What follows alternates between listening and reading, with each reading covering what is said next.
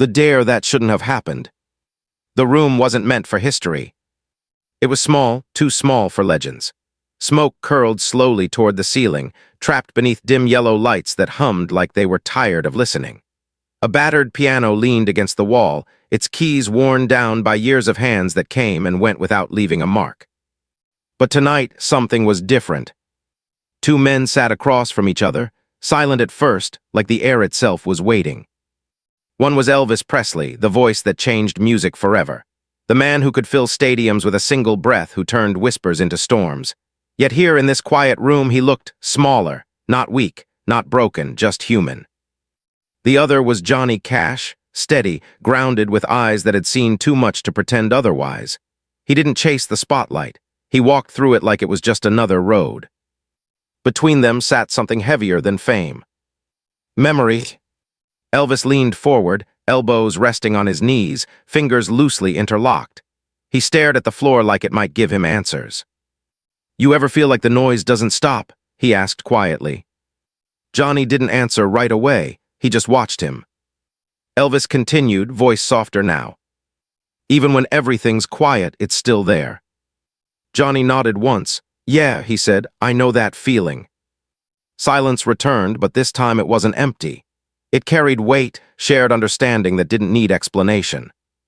They hadn't planned to meet like this.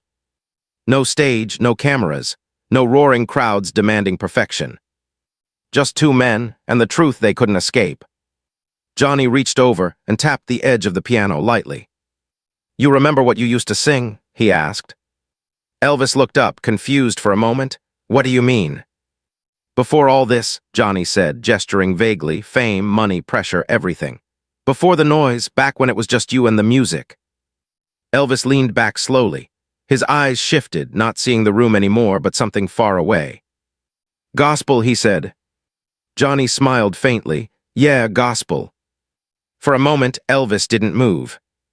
Then he laughed, but it wasn't the kind that filled arenas. It was short, almost defensive. "Man, that was a long time ago." Johnny didn't smile this time. That wasn't the question. The air tightened. Elvis's fingers tapped against his leg now, restless. "People don't want that from me anymore," he said. "They want something else." "People want a lot of things," Johnny replied. "That don't mean it's what matters." Elvis looked at him sharply. "And what does?" he asked. Johnny didn't hesitate. "The truth."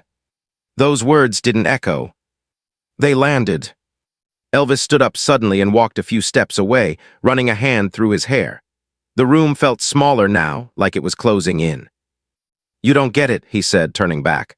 "Out there, you don't just sing, you perform, you give them what they came for." Johnny stood too, but slowly, deliberately. "And what about what you came for?" That question hung in the air like a challenge. Elvis didn't answer. Because he didn't have one. Johnny stepped closer, his voice calm but firm. "You ever think maybe the reason the noise won't stop is because you're not singing what you're supposed to?" Elvis's jaw tightened. "You think it's that simple?" "No," Johnny said. "I think it's that hard." Another silence. But this one felt like a turning point. Johnny walked over to the piano and sat down. He pressed a single key. The sound was soft, imperfect, but real. "Sing something," he said.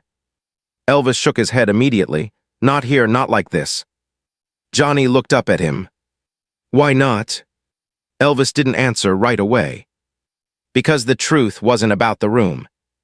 It was about fear." "Because if I do," Elvis said finally, "it's not a performance anymore." Johnny nodded. "Exactly." The words hit deeper than anything before.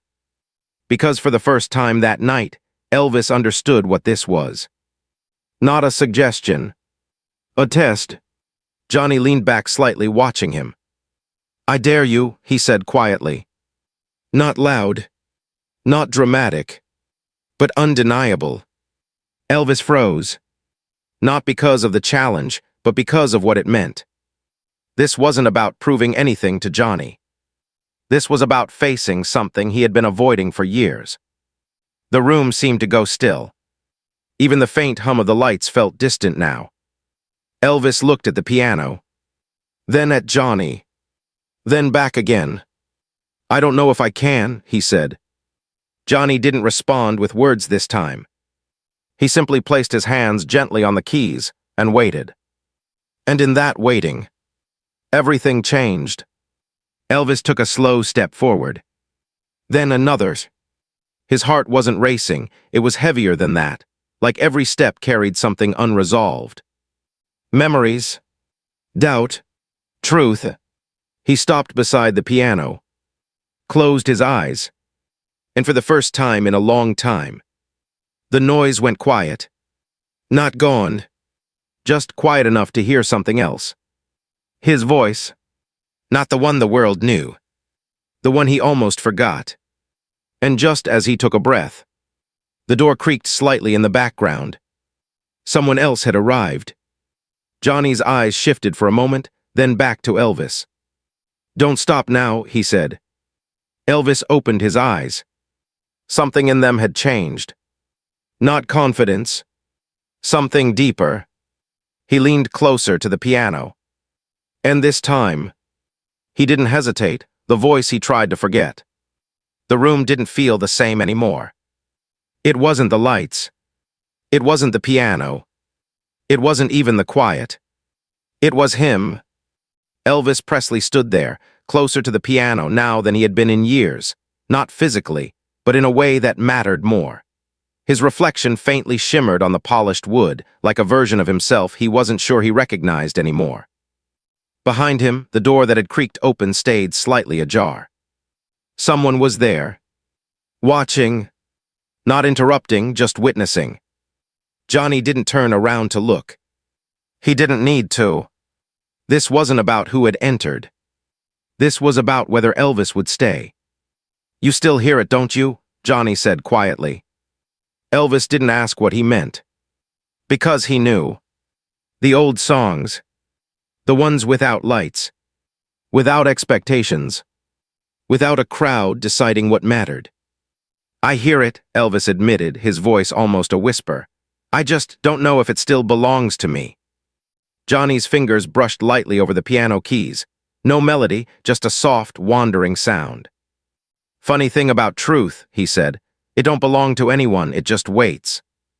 Elvis let out a slow breath. His chest felt tight, like something inside him was trying to move, but didn't know how. I've stood in front of thousands, he said. I've heard them scream so loud it felt like the world was shaking. He paused. But this, he looked at the piano, then at Johnny, this is different. Johnny nodded. Yeah, he said, because out there they don't see you. A beat. In here you can't hide. That landed harder than anything before. The figure at the door shifted slightly, just enough to make the wood creak again. Elvis glanced back instinctively, but the dim light made it impossible to make out a face. Only a silhouette. Still quiet present. Let them watch, Johnny said calmly. Or don't, but don't let it stop you. Elvis turned back. His hands were trembling slightly now, not from nerves alone, but from something deeper. Something that had been buried under years of applause and expectation. I don't even remember how I used to start, he said. Johnny gave a faint smile. You don't start with memory. A soft pause. You start with honesty.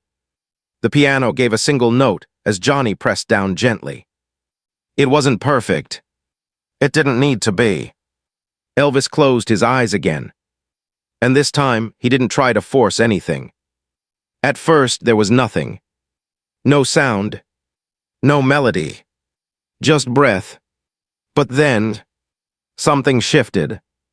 It wasn't loud. It wasn't powerful. It wasn't the voice that shook stadiums. It was real.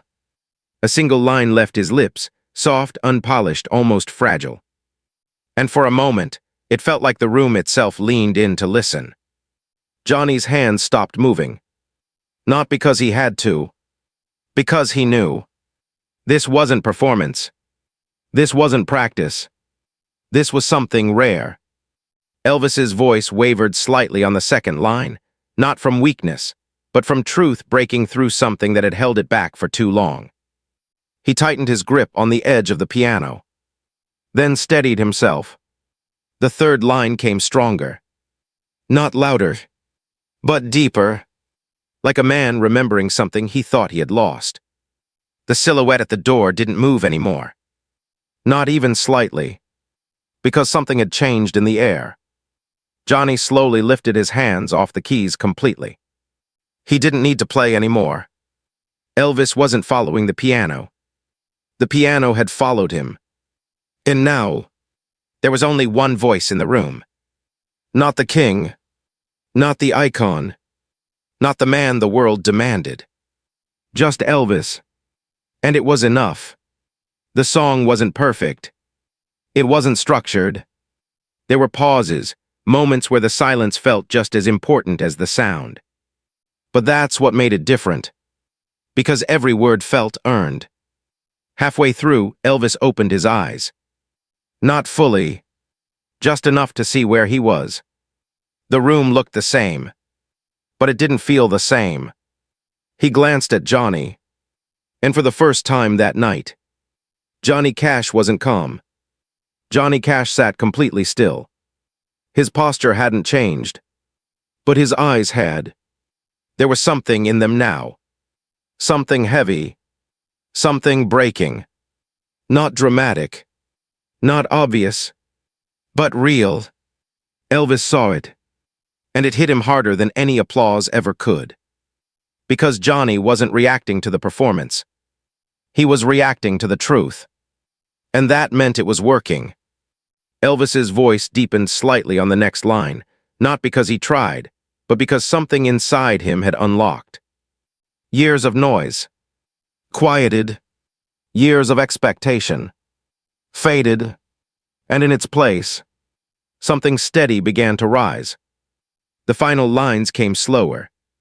More deliberate. Like he wasn't singing to the room anymore. He was singing to something beyond it. And when the last note finally left his lips, he didn't move. No one did. Not Johnny. Not the figure at the door. Not even the air. Because the silence that followed wasn't empty. It was full. Full of everything that had just happened. Everything that had just changed. Everything that could never go back to the way it was before. Johnny looked down for a moment. Then back up. His voice, when it came, was quieter than Elvis's had been. "You didn't lose it," he said. A small pause. "You just stopped listening." Elvis didn't respond. He couldn't. Because for the first time in a long time, he wasn't thinking about what came next. He was just there. But the moment wasn't over. Because the figure at the door finally stepped forward. Into the light. And what they said next would change everything. The moment that broke the strongest man in the room. The silence didn't fade. It settled. Like something sacred had just passed through the room, and no one wanted to disturb what remained. Elvis Presley stood motionless beside the piano, his hand still resting on its edge. His chest rose slowly, like he had just come back from somewhere far deeper than memory. Across from him, Johnny Cash hadn't moved either. But something inside him had. Then, a single step. The figure at the door finally moved forward. The floor creaked under the weight, not loud, but enough to cut through the stillness like a quiet announcement. Elvis turned slightly. Johnny didn't. The figure stepped into the light. Not a stranger. Not a fan. Not someone chasing a story. Someone who knew. Their face wasn't dramatic, no shock, no applause. Just recognition. The kind that doesn't come from hearing a voice, but from understanding what it cost to find it again. "You remember," the figure said softly. It wasn't a question. Elvis's eyes narrowed slightly, searching. Not for identity, but for meaning. "What did you hear?" Elvis asked. The figure didn't answer immediately. Instead, they stepped closer, stopping just short of the piano. "You didn't sing to impress him," they said, glancing briefly toward Johnny. "You didn't sing for me either." A pause. "You sang like you had nothing left to protect." That hit harder than anything Johnny had said. Because it was true. Elvis looked down. Not ashamed. Not proud. Just aware. I didn't know if anything would come out, he admitted. The figure gave a small nod. That's why it mattered. Another silence. But this one felt different. Because now there were 3 people in the room. And only one of them was struggling to stay composed. Johnny shifted slightly in his chair. Barely noticeable. But enough. Elvis noticed. For the first time since the song ended, he really looked at Johnny. Not as a friend. Not as a legend. But as a man. And what he saw stopped him. Johnny's hands were clasped together now. Tight. Too tight. His gaze was lowered, not out of thought, but out of control. Elvis took a step closer. Johnny. No response. The figure at the door didn't move. Didn't speak. Because they saw it too. Johnny Cash, the man who had stood on stages in front of thousands without flinching, was holding something back. Something he couldn't command. You all right? Elvis asked, softer now. Johnny finally looked up. And in that moment, the room changed again. There were no tears falling. Not yet. But his eyes, they weren't steady anymore. I've heard a lot of music in my life, Johnny said slowly. A lot of voices, a lot of moments people thought meant something. He paused, struggled for the next words. But that, he looked directly at Elvis. That wasn't music. Elvis frowned slightly. Then what was it? Johnny exhaled sharply. Like the answer hurt. That was a man finding something he thought he lost, he said, right in front of me. The words weren't loud, but they carried weight. And I didn't expect, Johnny continued, then stopped. He looked away again. Because now it was happening. Not loudly. Not dramatically. But undeniably. His voice cracked. Just slightly. But enough to break the illusion. The strongest man in the room wasn't holding it together anymore. Elvis didn't move. Didn't speak. Because instinctively, he understood this wasn't something to interrupt. Johnny leaned forward slightly, resting his elbows on his knees, one hand covering part of his face. He let out a breath that wasn't steady. I've spent years telling myself something, he said, voice quieter now. That the past stays where it belongs, that what you had, you had. Another pause. But tonight, he swallowed, you proved that wrong. The figure at the door stepped closer now. Still silent. Still observing. Johnny looked back at Elvis again. And this time, there was no holding it back. A tear slipped down. Not forced. Not hidden. Just real. I wasn't ready for that, he admitted. The room didn't react. Because this wasn't a performance. There was no audience. No applause. Just truth unfolding in real time. Elvis felt something shift inside him. Not pride. Not validation. Responsibility. Because whatever had just happened, it didn't just affect him. It reached Johnny. Deep enough to break through something even he didn't expect. I didn't do it for that, Elvis said quietly. Johnny shook his head. I know. And that's what made it worse. Another tear followed. Johnny wiped it quickly, almost instinctively. But it didn't matter. The moment had already spoken. I thought I understood what truth sounded like, Johnny said. A faint, broken smile appeared. Guess I was wrong. Elvis stepped closer now. Not as a performer. Not as a legend. As someone who had just walked through something difficult. And came out different. You weren't wrong, Elvis said softly. You just hadn't heard it like this before. Johnny let out a quiet breath. The tension didn't disappear. But it shifted. From breaking to understanding. The figure at the door finally spoke again. That's what happens, they said, When someone stops performing and starts revealing. All three stood in silence after that. No one rushed to end the moment. No one tried to explain it further. Because some things lose their meaning the moment you try to simplify them. But one thing was clear. What had just happened in that small room wouldn't stay there. Not because of fame, not because of reputation, but because moments like that change people, and changed people change everything. Johnny slowly stood up, still composed on the outside, but different now. He looked at Elvis one last time. "You didn't just sing tonight," he said. A pause. "You reminded me why we ever started." Elvis didn't answer. He didn't need to. Because for the first time in a long time, the silence didn't feel like pressure. It felt like peace. But the story wasn't over.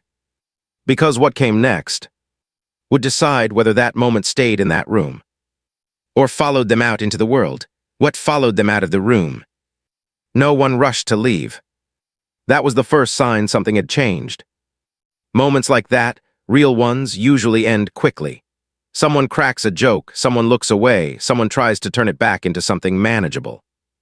But not this time. Johnny Cash stood near the piano, his composure returning, but not completely. There was still a quiet weight in his posture, like something inside him had shifted and hadn't settled yet. Across from him, Elvis Presley hadn't moved much either. But he wasn't the same man who walked into that room. The piano sat between them. Silent now, but no longer empty. "You ever notice," Johnny said slowly, "how the loudest rooms are usually the ones where nothing real gets said?" Elvis gave a faint nod. "Yeah," he replied, "and the quiet ones." He glanced around the room. "They don't let you lie." Johnny let out a soft breath, almost a quiet laugh, but not quite. "That's why most people avoid them." A pause followed.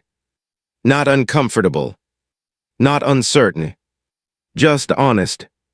The figure who had stepped in from the doorway earlier remained near the wall, still present, still silent. Not intruding. Just witnessing what came after the moment that had already changed everything. Because the truth is, what happens after a moment like that is what defines it. Johnny walked a few steps away from the piano, then turned back. "You know what's dangerous about what just happened?" he asked. Elvis looked at him. "What?" Johnny's eyes held steady now, clearer but deeper. "You can't pretend you don't know anymore." That hit harder than the dare. Harder than the song. Harder than the silence. Because it was true. Elvis lowered his gaze slightly. Not out of doubt, but because something inside him had just been named. "You're right," he said. "A beat. I can't go back to what it was before." Johnny nodded once. "That's the price." Another pause. "Elvis," Johnny continued, his voice calm but firm, "what you did in here, that's not something you can schedule. You don't just turn it on when it's convenient." He stepped closer. "It shows up when you stop trying to control everything." Elvis leaned against the piano slightly, thinking. "I've built everything on control," he admitted. "The shows, the sound, the image." A faint exhale. "It's what people expect." Johnny didn't disagree. "Yeah," he said, "but expectations don't change lives." The words lingered. "Truth does." The figure at the wall shifted slightly, but still didn't interrupt. Because this wasn't advice. This was something closer to a crossroads. Elvis ran a hand across the top of the piano, feeling the surface like it might ground him. "What happens if I take that out there?" he asked quietly. Johnny didn't answer right away. Because the question wasn't simple. "Some people won't understand it," Johnny said finally. "Some might not even like it." A small pause. "But the ones who need it." He looked directly at Elvis. "They'll hear it." That was the difference. Not everyone. Just the right ones. Elvis straightened slightly. Not with confidence, but with clarity. "For the first time," he said slowly, I didn't feel like I was giving them something. He paused. I felt like I was letting something out. Johnny smiled faintly. That's the only kind that lasts. The room felt different now. Not heavy. Not tense. Resolved. But not finished. Because something still needed to be decided. Elvis looked toward the door. Not at the person who had entered earlier. But beyond it. The world outside. The stages. The expectations waiting for him. I don't know if they're ready for that, he said. Johnny walked past him, stopping just before the door. They're not, he said. Then he looked back. But that's never been the point. Silence followed again. The kind that doesn't ask for answers. Just action. Elvis stood there for a moment longer. Then slowly, he stepped away from the piano, not turning his back on it, just leaving it behind for now. The figure by the wall finally spoke one last time. You don't carry that moment by repeating it, they said quietly.